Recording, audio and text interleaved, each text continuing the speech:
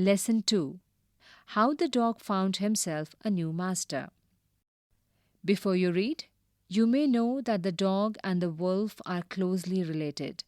You may also know something about how, over the centuries, human beings have domesticated and tamed wild animals. Here is a story about how the dog became a tame animal. 1. Dogs were once their own masters and lived the way wolves do, in freedom, until a dog was born who was ill pleased with this way of life. He was sick and tired of wandering about by himself looking for food and being frightened of those who were stronger than he. Page 18. 2. He thought it over and decided that the best thing for him to do was to become the servant of one who was stronger than anyone on earth, and he set out to find such a master. 3. He walked and he walked and he met a kinsman of his, a big wolf who was as strong as he was fierce. "Where are you going, dog?" the wolf asked. "I'm looking for someone to take up service with. Would you like to be my master, wolf?" "I don't see why not," the wolf said. And this agreed upon, the two of them went on together. 4.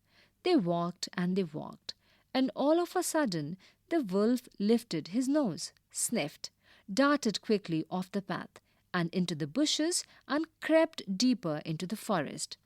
The dog was much surprised. "What's come over you, master?" he asked.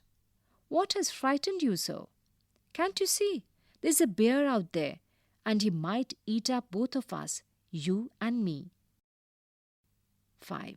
Seeing that the bear was stronger than the wolf, the dog decided to take up service with him, and he left the wolf and asked the bear to be his master.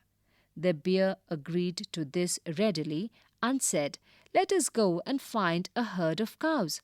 I'll kill a cow and then we can both eat our fill." 6. They walked on and soon have a herd of cows. But just as they were about to come up to it, they were stopped by a terrible noise. The cows were mooing loudly and running in a panic in all directions. 7. The bear looked out from behind a tree, and then he too ran hastily deeper into the forest. Page 20. "Now, why did I have to come here?" said he to the dog. "It is the lion who rules the forest in these parts." "The lion? Who is he?" "Don't you know? He is the strongest beast on earth." "Well, then I'll say goodbye to you, bear. I want a master who is stronger than anyone on earth." 8. And off the dog went to ask the lion to be his master. The lion agreed to it, and the dog stayed with him and served him for a long, long time.